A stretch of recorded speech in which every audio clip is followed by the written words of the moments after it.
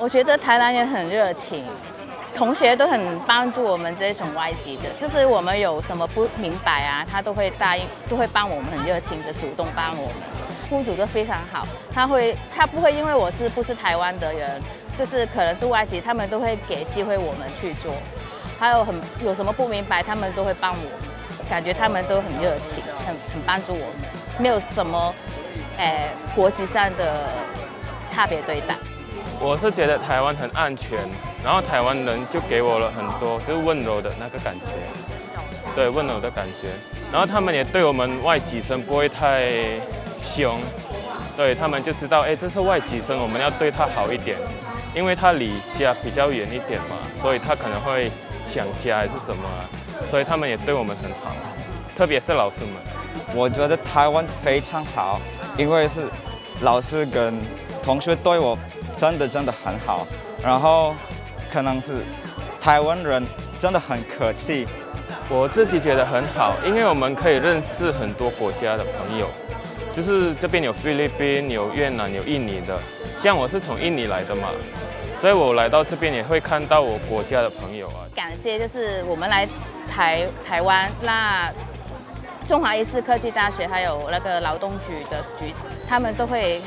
举办一些活动来帮我们，给我们去参与。这样，还有或许就是有一些我们不明白的，他会举办一些讲座，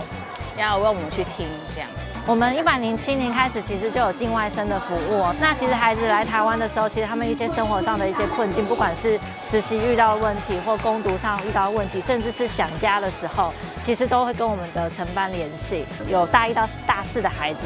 毕业之后其实找工作，其实秋菊也会协助他帮忙，帮他评估说，哪个事业单位可能是适合他的，甚至是帮请事业单位打听说，这个孩子有工作上的需求啊，那你们有没有需要？国外的孩子等等，台南很特别，就是我们整个的境外生服务其实也是结合移民署，包含他们的一些路径要注意的事项，还有我们一些劳动权益，其实我们就是整个整合式的一个服务。对，那其实在服务的过程中，大家也是蛮有成就感的。掌握施政3分钟，台南进步向前冲。在我的市长督导之下，我们对外籍生是有相关生活及工作上的关心关怀的部分。因为大家可能都会想说，外籍生为什么是劳工局在做服务？因为外籍生来到台湾，他们有些可以说大部分的人都会想赚打工读，赚一些协会，那中间就会牵涉他的劳工权益、劳工福利相关的规定，所以我们就服务外籍生，职业安全卫生最重要。不要说因为来台湾为了打工赚协会而到职场上去受伤，就一定要遵守相关的规定。另一部分呢，告诉他的相关劳工权益。那另一端，等会要找企业去辅导他。这些外籍生进来之后，相关的规定、相关工作的实施都有规定在，不要违反规定。移民署也进来跟我们结合，因为移民署有他服务的区块，所以他要了解这些外籍生来到台湾。有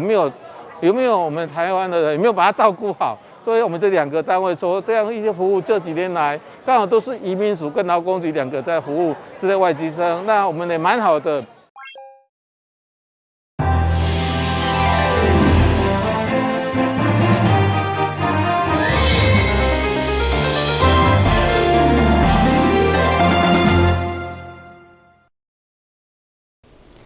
你好，是各位欢迎收看5月11号的中嘉台南电新闻。台南都会公园特色游戏场日前举办动土典礼，这座公园的规划设计都来符合亲子的需求，附近的气氛嘛融合附近的奇美博物馆，成为一个充满美学的特色公园。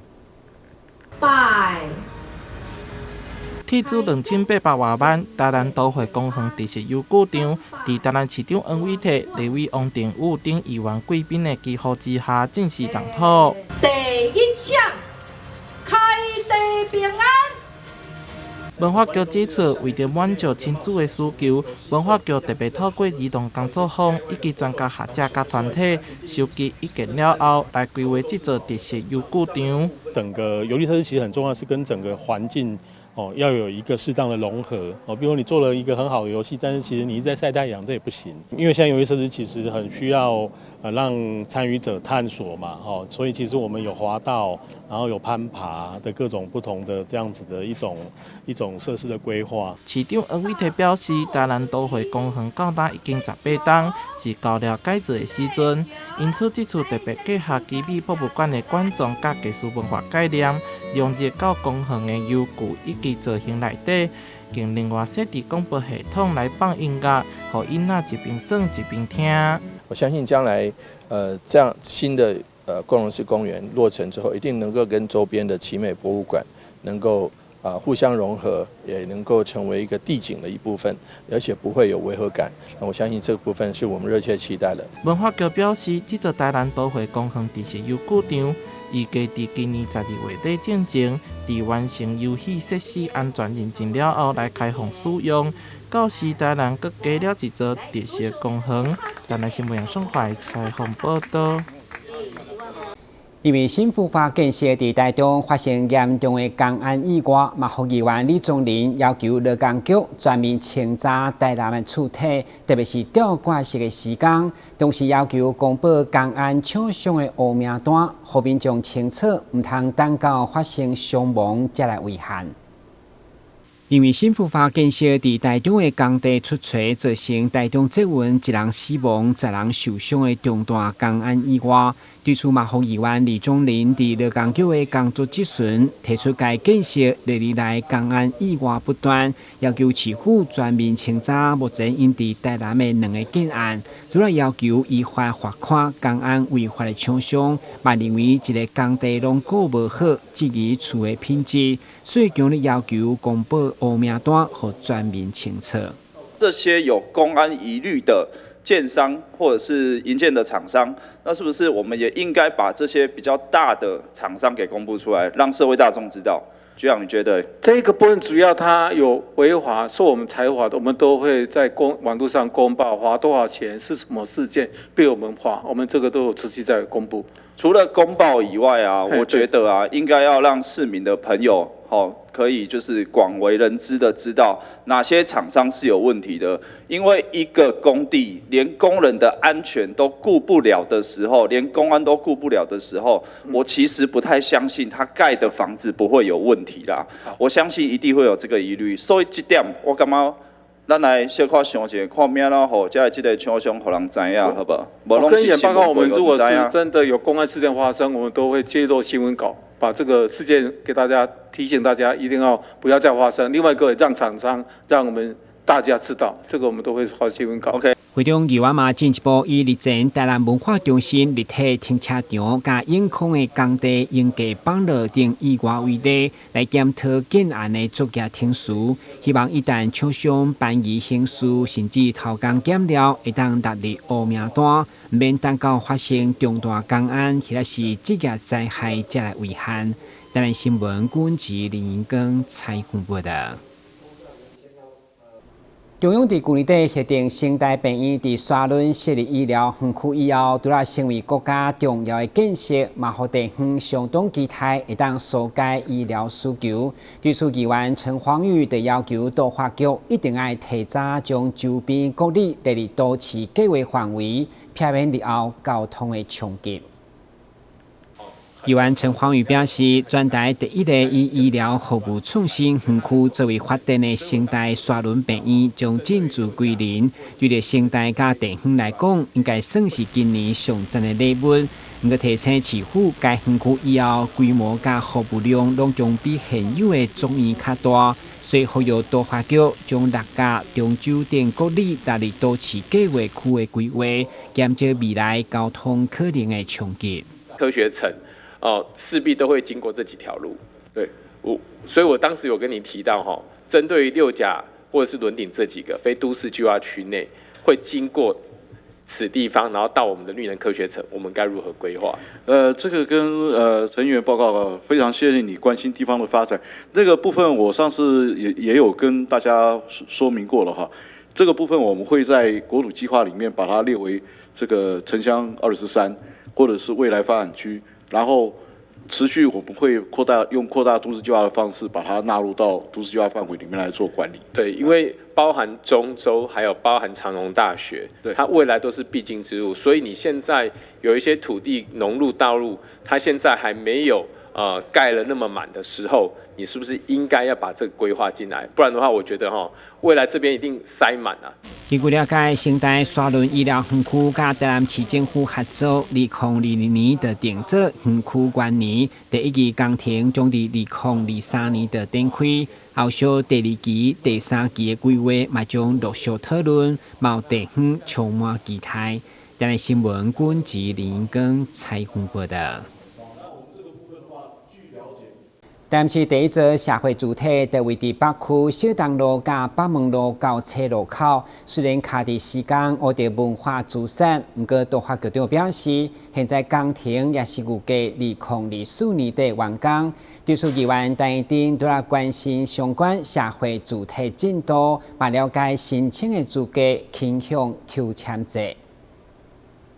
伫中央甲地方合作，台南的社会主体，不管是政府直接兴建、公办都市更新，或者是民间管的，预计有7922号为目标。其中由市府家己兴办，伫东区小东路的社会主体算是第一座，到时总有379号。对此，议员陈一丁都要关心兴建的事情，嘛针对民众询问到相关的申请资格甲租金规划，要求都发局率先表态。台南所做的这个社宅在我们小东路当时其实一开始的新闻是说2024年可以完工那目前的进度是怎么样？我们也是预计在就是2024年底，就是明年底会完工。是。那现在正在赶工中。那之前是因为有碰到这个挖道遗址，所以有稍微停工一下。不过目前已经赶上进度了。是因为有一些资料显示，其实是说可能要2025啦，所以应该2024年。2025是正式入住。2025可以入住。对，我们完工的部分，因为确定还是2024可以完工。对对，跟陈议员报告就是说，完工了以后，我们还有内部的装潢。还有那个要招标，所以这个会是第一个可以让大家入住的社宅的案子。第一个我们现在估计是金钟二村嘛，好。那在完工的前1年，我们就会来提供相关的资格啦、租金的规划等等那看起来，其实这个完工前1年，因为局长刚才说2024年年底应该可以完工，所以今年底我们会提供相关的一些预计什么时间可以来提供出这些相关的申请资格跟租金规划，因为这个问题大家都很关心。很多民众一直在询问。好的，那个我们有一个物业的总顾问标已经标出去了，我们现在是希望说在那个里面把我们所有招租需要的申请资格，包括入住的租金打折的层数，还有就是怎么样去分配一些入住资格。社会主体规划就是资助无倍，希望减轻青年甲弱势族群的负担，加上社会主体基地普遍拢伫黄金地段，如何满足无共生活形态民众有多样的社会服务，重点是平价优惠，也互民众相当期待。台南新闻军纪林英根采访报道。台南市真侪国内外游客上爱旅游城市，尤其安平更是推荐的重点。其中伫安平路顶的商店，因所推出的伴手礼盒，特别利用台南出名的古迹来当作外包装，要互游客将旅游的美好回忆扎登去厝内。现在来到府都古味轩，在门口就能看到一座缩小版的安平古堡灯塔，吸引过路民众目光。你们知道这个建筑物大概是什么意象吗？好像是安平古堡。安平古堡，你们是从哪来的？新北。为迎接台南400年的到来，府都古味轩发挥创意巧思，特别设计出安平古堡以及赤坎楼造型的礼盒，让外地游客来游玩的时候，也可以将台南带回家。在这个文创礼盒上面有一个特殊的效果所以我们特地用古迹来作为这个包装，像安平古堡还有赤坎楼，都是我们台南很出名的名胜古迹。那也希望说，这个全国各地来的观光客来到台南，可以把台南的古迹带回家，留作纪念。不止外包装吸引人，内容也有各式中式糕点以及台南优质好米与凤梨做成的凤梨酥。可以说，古味轩的礼盒是内外兼备的好伴手。我们里面装的是米做的杏仁酥。那最近我们特地开发了这个赤坎楼礼盒。赤坎楼礼盒，我们就是都推出一些古早味，有古早味的综合糕，就是绿豆糕、杏仁糕、黑糖糕，然后还有我们传统的黑糖藕藤，然后再加上我们米做的凤梨酥。之前也介绍过米做的凤梨酥，我们采用的是台南的在地米，还有台南的土凤梨，然后另外里面还附带有浸泡式咖啡。明年就是台南400年，府都古味轩特别推出这些具有台南特色的伴手礼盒，让消费者将台南带回收藏。记者张硕维，台南报道。高中会考将伫5月20号举行，安南区海淀高中就提前为学生举办祈福活动，依照传统由学校的志工团做330粒的手工粽，注入满满祝福，嘛祈求学生考试顺利。高中教育会考将伫5月20号举办，伫高中读册3天，将要验收成果。学生拢把握时间认真读册，也搁仔细看到学生的桌仔的边仔，有挂着造型真水的一粒粽。这是由安南区海淀高中的传统，是由学校志工团手做330粒祝福粽，送予考生，祈求考试顺利。这个祈福粽跟外面的祈福粽不一样，因为呢，它在制作上很费时，而且为了要把它制作完美要花很长的时间跟精力。那延续到现在第5年了。志工团找来无共图案的布料，拍板手做，特别绑着象征祈福的金光结，扎着满满祝福给学生。因为进前就是迄个学校主任，就是在过年的时候，就是圣诞节拢会买迄种，就是有粽子造型的包粽给小朋友吃，就是要祝福他们。对，而且我们今年又请他们吃了这个糕啊。对，糕点糕嘛，那个因为那个拜拜的那一种糕，对，就是那个糕是粉红色的包装，因为在那个什么囡仔生囝哦，这都这样是讲，喜那个结婚的时候就是会送那种东西喜气，所以我们就是为了请他们吃糕啊跟粽子，叫包粽。志工妈妈们都非常用心，就是从做这个他每一个地方都非常用心，然后就是给我们一个祝福吧，算是给我们一个祝福，然后给我们在会考更有动力。我觉得拿到这个粽子，如果带到考场上，就会觉得有这么多人站在我的身后支持我，为我加油，就会让我很安心，然后就会不会那么紧张。透过学校传统送粽的活动，予考生上大的祝福，鼓励学生拢会当全力以赴，金榜题名。台南新闻杨顺怀采访报道。客家主席宫早期上百招庙会珍贵影片，藏卖超过60档。伫电影收藏家博物馆，台南艺术大学团队经过半冬修复完成以后，庙方将伫13号暗时6点半，伫主席宫庙埕公开播送，邀请乡亲到场感受早年庙会文化的点点滴滴。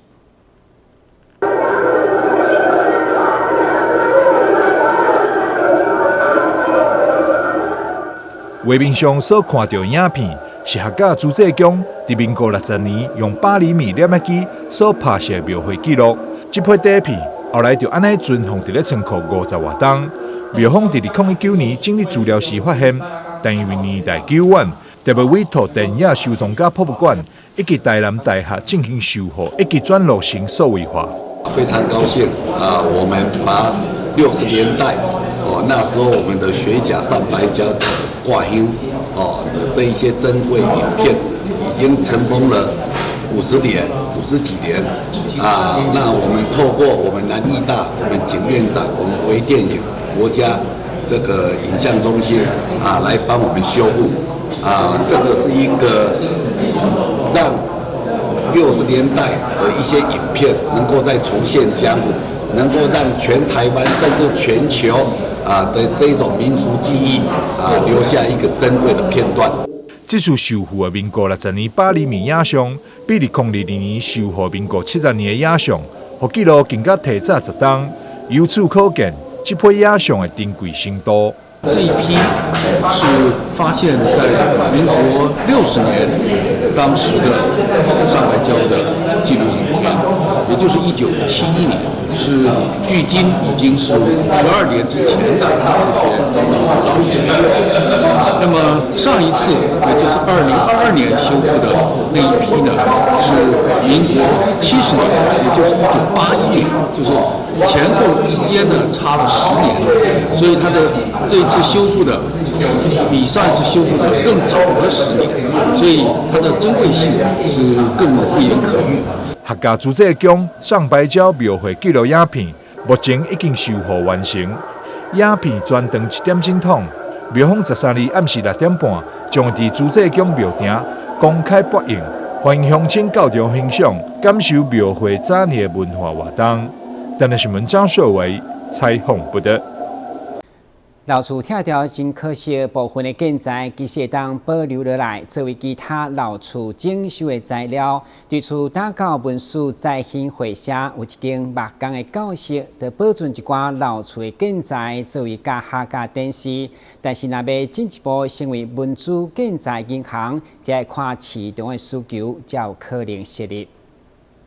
这一间木材教室里摆放许多老东西，每一件都有一段历史故事。像是这几片木材上有打狗和高雄的商标，记录高雄更名的年代。还有这一块栏间也是从一栋正要拆除的日式木屋抢救下来的。这个栏间它的图案是比较特别的，我们看到上面是有松竹梅的图案所以既然已经无法再回复到日式宿舍上面，我们就把它挂在墙壁上，让学员可以看得到这个材料跟它的加工的方式是以前用纯手工下去做的。这些老屋构件如果完好保留下来，是可以作为其他老屋修建时的建材，但还是要看使用者的需求性。在台南有成立文资建材银行，供大量修屋时使用。在高雄老屋翻修的数量不多，要不要使用旧建材，也要看使用者的意愿。其实还有不同类型，有清代的建筑物，或是日本时代的房子。那日本时代房子木造的跟砖造的，他们的这个屋况的它的结构方式也不太一样，所以有没有这么大的需求，可以真的成立一个银行去运作这个？我们到目前为止也是觉得是蛮困难的事情。而如果要保留老屋的构件，在拆屋时还要雇工小心翼翼的拆卸，耗时又耗成本。成立文资建材银行也要有足够的空间以及保存技术和管理。目前打狗文史再兴会社有的只是民众捐赠的老屋构件，存放在木工教室里，作为教学和展示之用。哪里在拆房子的时候，有一些老的东西，它可能没有什么商业价值的，可是它对文化方面是有意义的，所以送到非营利组织来做展示，这是我们最起码觉得可以做得到的事情。在拆除中好好的被完整的拆下来之后，能够做一个收藏，然后这个收藏的地方能够集中在一个区块里面，然后未来也许有一天它是用得到的。文资建材银行只是老屋构建的中继站，文史工作者最大的愿望就是老屋能够原地保留，就不会有构件四散的问题。但老屋如果抵触都市计划，就有可能被征收拆除，或屋主不愿意保存而拆除，成为老屋保存不易的盲点。不是说你早期规划的计划道路规划下去你就非开不可，然后牺牲掉这些很可贵的一些古迹保存的问题。保存的观念上，从法令、从民间的这个一般人的思维上，如果都能够有的话，那这些建材它其实不需要去，我们就不需要那么担心它可能变成垃圾，变成进垃圾掩埋场去成为废弃物了。随着都市发展，空间越来越不够用，老屋也慢慢被市场淘汰。如何让这些具有历史意义的老屋持续发挥它的价值，为城市保留一些具有历史意义的物件，还需要公司部门一起来努力。记者黄冠伟、赖昌邦高雄报道。感谢收看5月11号的中嘉台南电新闻，我是郭文杰，咱再会。